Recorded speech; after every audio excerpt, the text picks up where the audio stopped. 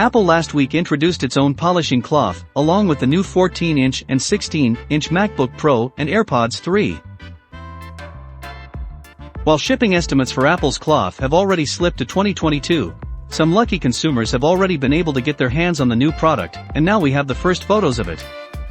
As shown by Twitter user Karagana, Apple's polishing cloth comes in a considerably large box. Inside the box, there's just the cloth, which comes folded, and a piece of paper with the following information.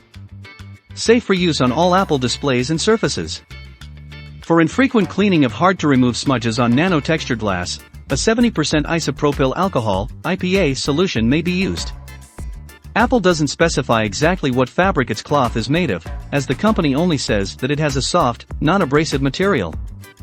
The company recommends it for cleaning the screens of Apple products such as iPhone, iPad, and even the expensive Pro Display XDR.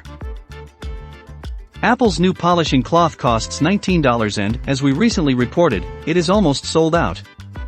If you order one right now on Apple's website, it won't be delivered until next year.